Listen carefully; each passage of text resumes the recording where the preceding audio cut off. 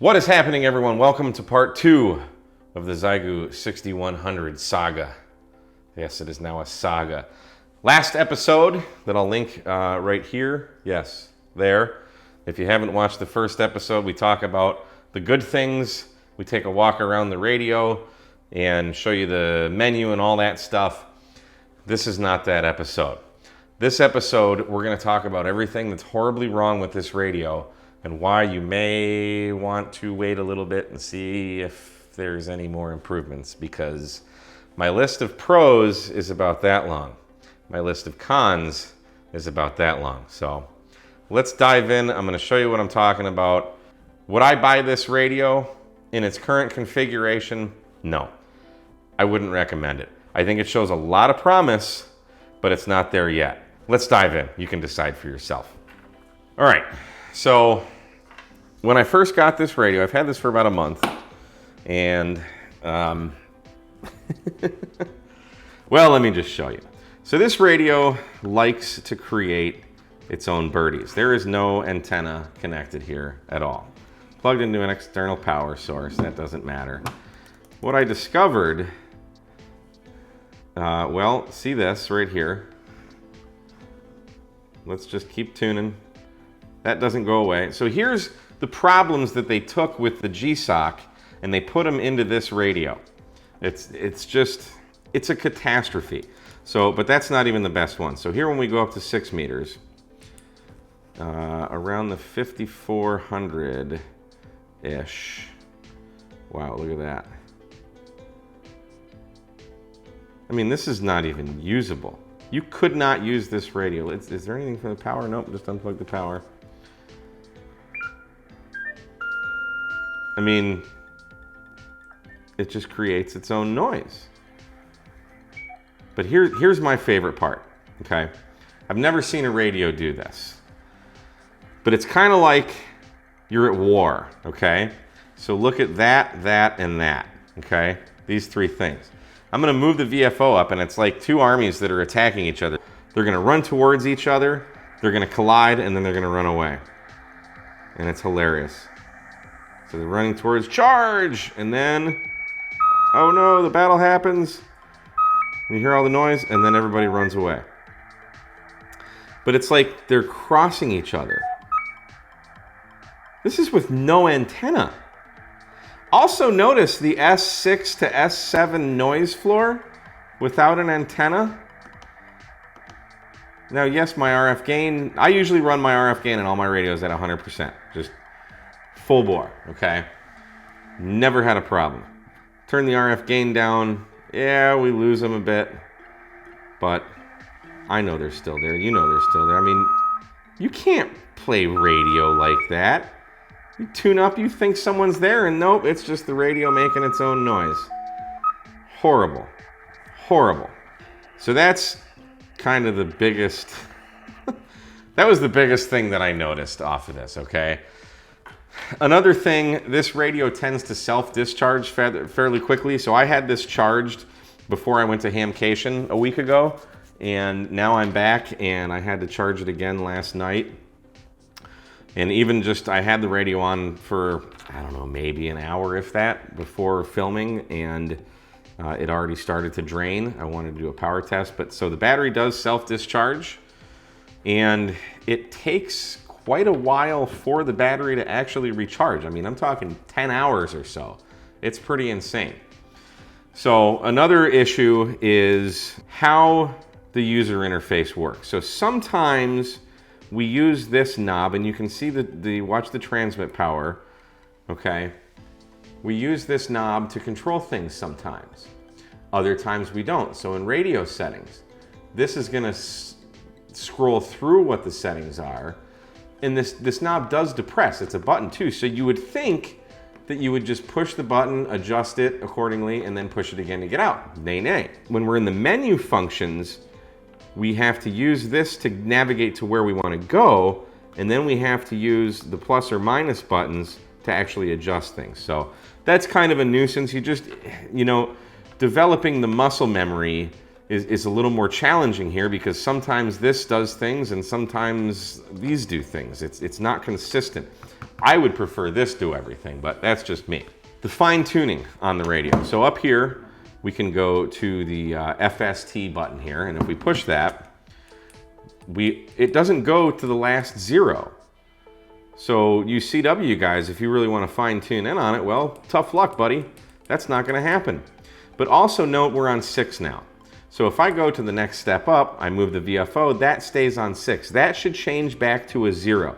It does it when I go up to the kilohertz, but when you're in any of these hertz areas, it just doesn't change. So that's kind of a little nuisance of mine. I know I'm kind of nitpicking here, but you know, that's the whole point of a review video, I suppose. So these are things that just, to me, they're a nuisance. The speaker on this thing is, for a portable radio, I want a loud frickin' speaker. This thing is not loud at all. And I mean, it's just a bunch of hiss right now, a bunch of static. Here's another thing I noticed. When we tune this radio, watch what happens. See that big spike? It was worse when I was on a real antenna.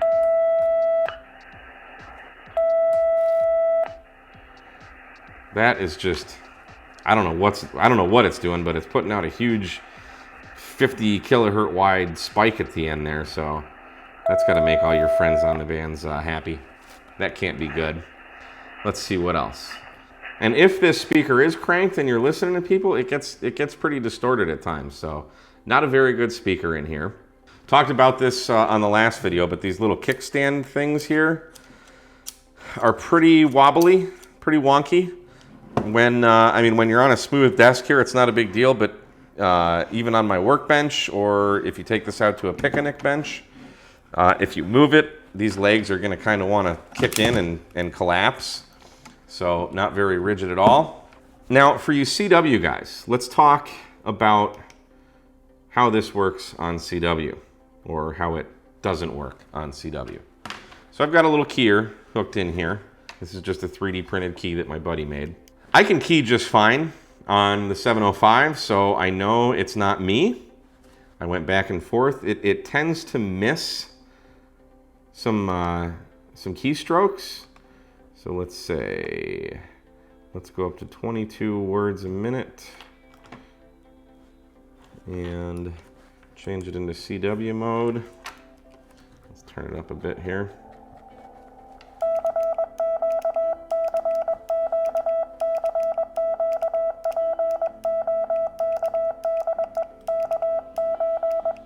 See? It just missed it.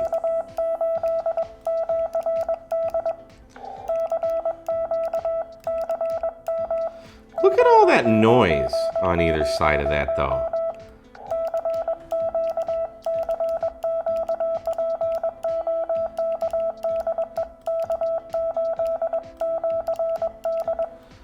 So, didn't really skip too bad there. I found that by adjusting, where is it? The QSK time, it's actually only 100 milliseconds. If you go shorter, you're probably gonna have more problems.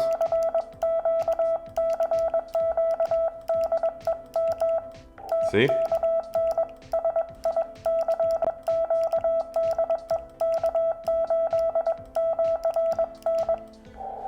It just missed didn't get the second dit of the D.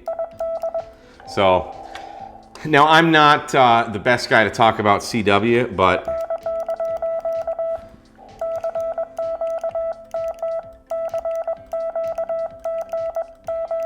I mean, it's just missing. Like this key, Adam Kimmerly, K6ARK, made this key. This thing is absolutely brilliant. It's not me, it's not the key, it is the radio. It is missing dits. My dits are not that hard, and it is missing them. So, for you CW guys, you may want to. Now, if you move the QSK time up a bit, that seems to solve the problem. Maybe not.